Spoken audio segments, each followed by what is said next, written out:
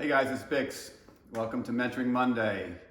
And today's topic, I'd like to talk about a book that I read many years ago by Stephen Covey, The 7 Habits of Highly Effective People.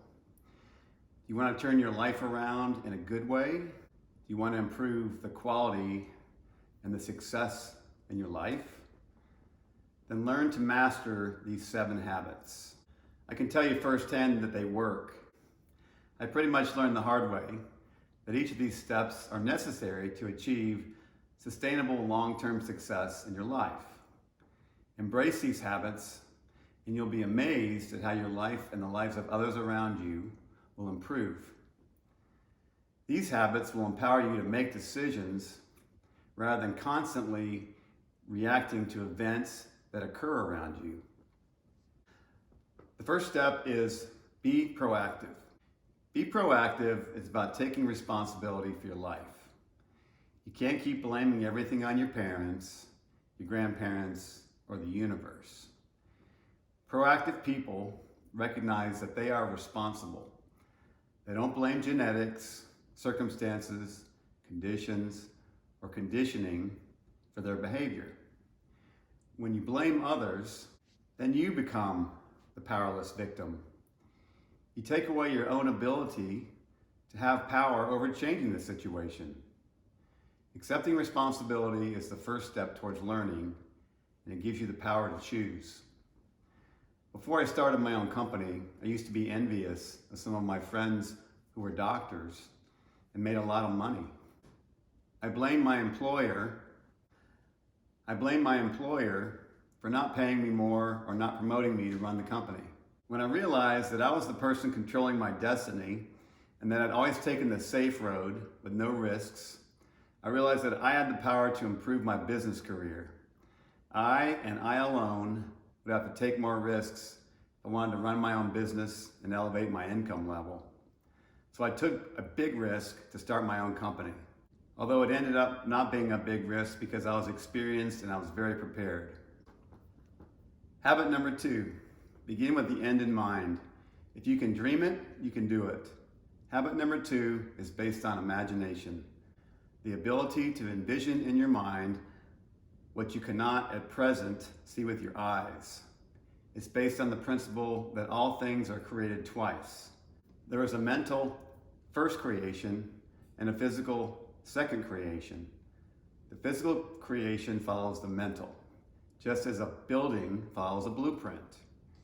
If you don't make a conscious effort to visualize who you are and what you want in your life, then you empower other people and circumstances to shape you and your life by default.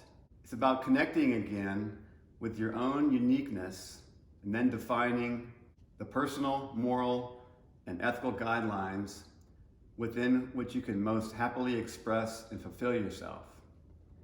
Just a quick and easy example, when I have a difficult meeting ahead, I first visualize the outcome of what I want from the meeting. Then I work backwards, creating the agenda to achieve the desired results that I want to achieve. It sets the tone for the meeting, meaning that I control the meeting, and it gives me the outcome I desire. Habit number 3, put first things first.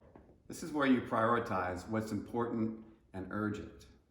Putting things first means organizing and executing around your most important priorities. It is living and being driven by the principles that you value most, not by the agenda and forces surrounding you. Here's a modeling example. Think of the tasks that you have to do in your life to fit in 4 different quadrants. Important, urgent, not important, urgent, not urgent, important, and not urgent, not important. This helps you prioritize where you mostly want to focus on what is important and urgent. Habit number 4, think and do win-win. We all have conflict and problems in our life. If you constantly resolve problems that only benefit you, then you'll constantly be fighting for everything you want in your life. Every day will be a battle. Speaking of battles, you might win a few battles and get the better end of the deal, but in the long run, you'll lose the war. People won't want to work with you. You'll find yourself constantly starting over. You want to have long-term relationships and prosperous relationships where both sides win. Like the late Zig Ziglar said, help the other side get what they want, and you'll get what you want. Habit number 5, seek first to understand and then to be understood. In simple terms, learn to be a great listener. How many conversations have we had that go bad because one side or both sides focus more on making their own point and not understanding the person's situation or point of view? Read political conversations on Facebook to see the opposite of this playing out and the terrible results it creates. I became a much better leader and my company got a lot more successful when I became a better listener. Watch what happens to the attitude of the other person when you take time to listen and to understand them. People want to be heard and understood. Habit 6, synergize. This is one of my favorite habits. It's to find my management and my leadership style. Turn diversity into your strength. Innovate and problem solve with those who have a different perspective than you. To put it simply, synergy means 2 heads are better than 1. Synergize is the habit of creating cooperation. It's a teamwork, open-mindedness, and the adventure of finding new solutions to old problems. I actually had 3 sets of ears giving me creative input when I created the track, Yes I Can.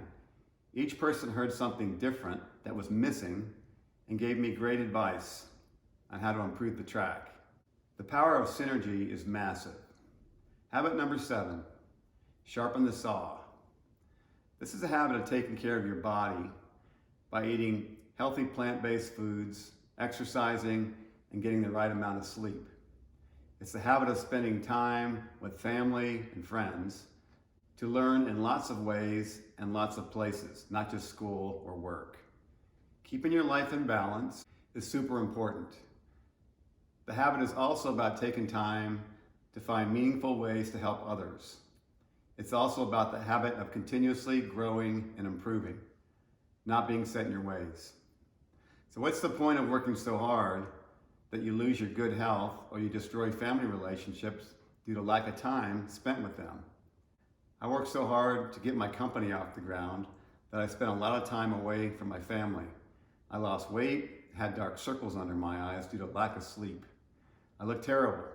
Fortunately, I listened to others who cared about me, so I forced myself to get a healthy balance in my life. So there you have it, Stephen Covey's The 7 Habits of Highly Effective People. Ask yourself, which of these habits are you currently practicing successfully, and which ones do you need to improve on? So until next week, this is Vic signing off, and remember, it's never too late to reinvent yourself. Cheers.